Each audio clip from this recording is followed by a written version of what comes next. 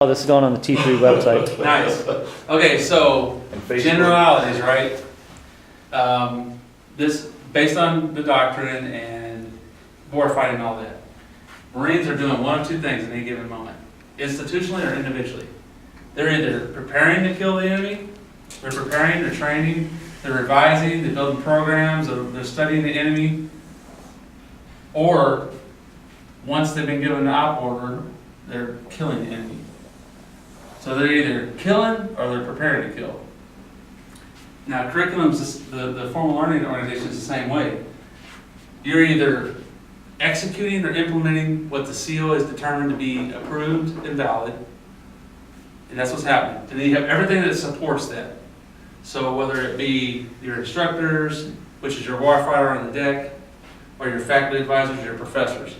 And we pulled EdCom in here and had them put their stuff in here as well. So this is it's enterprise level.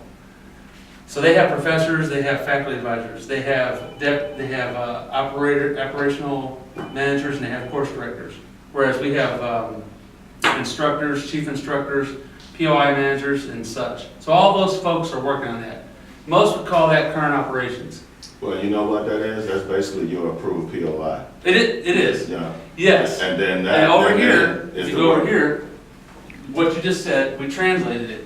We said in warfighter world, they have an operations officer and they have op orders. Well, op orders in the formal learning center, they're POIs. So that absolutely translates. So then, thinking like that, you have a program of instruction, or several of them, that are approved, and they're actually being implemented. So that's that site. Well, we know the enemy changes, and so we're always studying the enemy, the environment, all those different type of things. And so we're revising, or we're making new, because the enemy's changed or the environment changed, or we have new technology, we make a new program. So that's over here. Most people would call that future ops. Oh, you're working POI.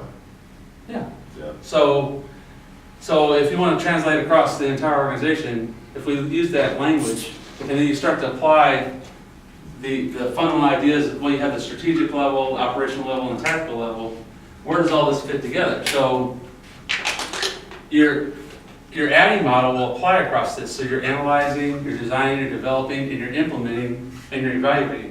So you're evaluating it all throughout. This also will work with APP, it'll work with all the different theories that we have already in place.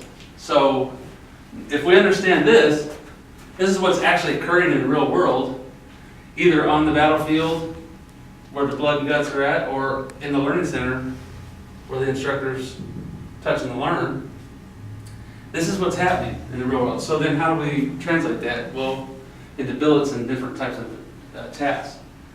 So we were thinking, Dave was talking that if you put advise into that language, that allows the formal school manager to have upward momentum into the CO. So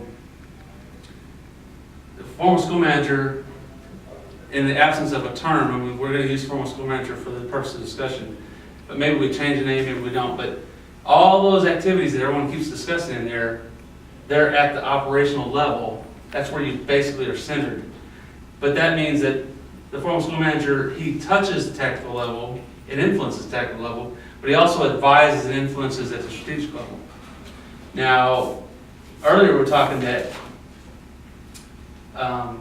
your academics officer is more, their role is more the strategic level, not to say that they wouldn't influence, direct or influence at the operational level or the tactical level. But they're more of a future ops, and FSM is more of a current ops. So that's where the blur's at. And of course the blur in between those where it's at. But then if you start to put the language that we talked about in there and apply it at EdCom or TCOM, now you have the instructors down here at the tactical level, curriculum developer maybe down here at the tactical level, but they probably have a little bit of blur, or they're going to be up in future ops somewhere. Then you got the fac eds, the professors, the course directors, POI managers, and then when you get up in here, in the operational level, you have the Dean of Academics, the operational managers for EdCom, Or academic officer. and then you have the POI managers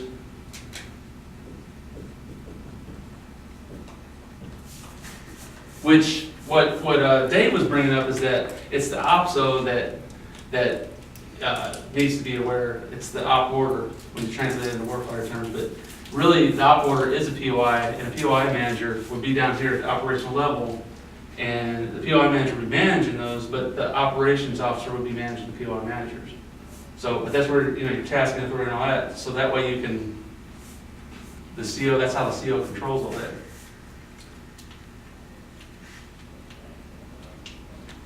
The other thing we identified is Dave was saying that BIC doesn't include FSM anywhere. There's not a BIC for us at FSM. Is that? What do you mean isn't a BIC? Is in a BIC number? Or? Yeah. Yeah. So right now, Because it's always been a collateral duty, that's why it was never. That's right. That's why. Okay. Yeah.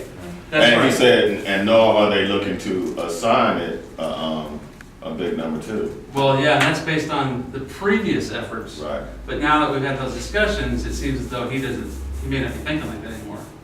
And even EdCom was saying, well, there's your problem. That basically, you just don't, it's a collateral duty, so no one's going to have any type of. Not at this time, it's never been brought up. Mostly.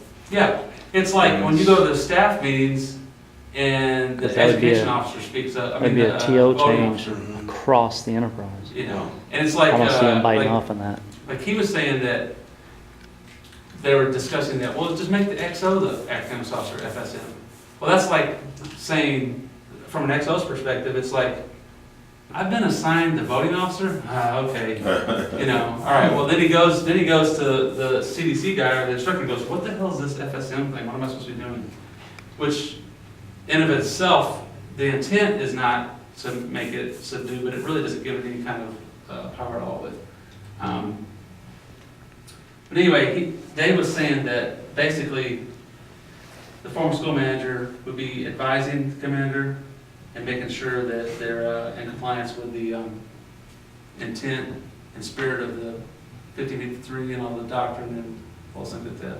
Not to try to break your stride or anything, because I think you made a good point there. When you're talking about if you're gonna put the academics officer here and the former school managers here underneath them, right? Okay. And I know the XO, but like the school, for the school, you're talking about school XO earlier when you mentioned, hey, Right. he would probably be the best individual to be an academics officer because he's the one that directly influences the boss. And if I'm working for you as the academics officer, you're the XO, and I say, hey, this is what we're looking at, this is why I lay it out to you, you're gonna tell me right away, it's trash, go away, or it's good to go, I'm gonna go talk to the boss. Yeah. And now you're the right hand, where Yeah. yeah, for some, yeah, he can be a little detached, and maybe the boss is like, well, what do you think, XO? I don't think it's a good idea. All right, never mind. Yeah.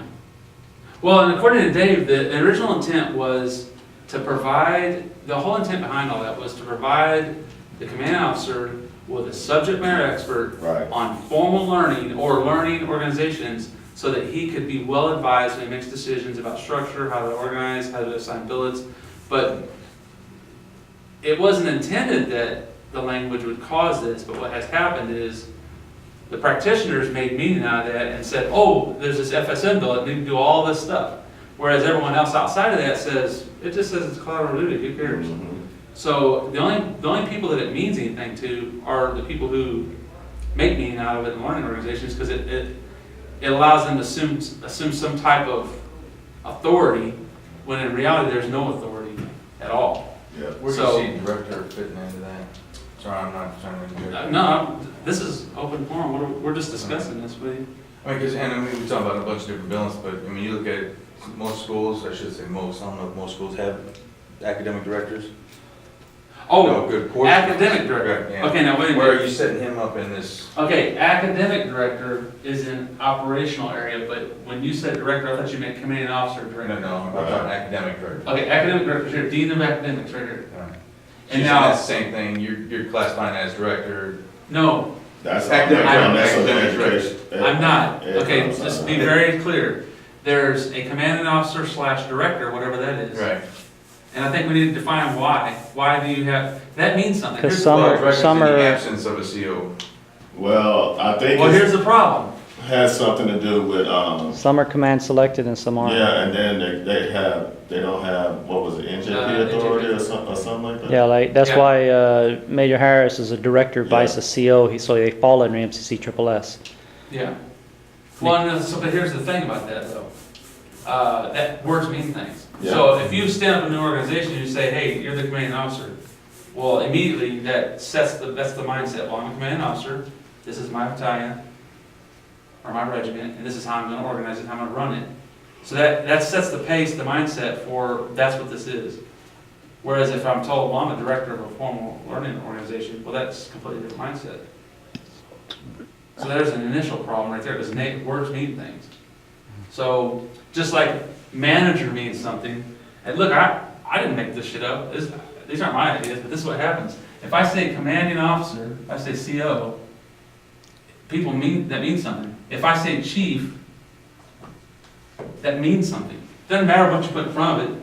If you put commanding chief, they're still gonna think, well, that's a chief, it's not an officer, it's not a, so they're subconscious. So if you say formal school manager, and someone in the fleet hears manager, they're not gonna think that's any kind of important anything, any kind of, whatever. But if you say academics officer, well, now they automatically make the leap that, well, it's some kind of bill that means something, that means this side, whereas manager means this side. Kind of like if you said CO or first sergeant, they're gonna automatically think something about that. Or a battery gunny or a company gunny, those types of things. You were asking about an academic, director, right?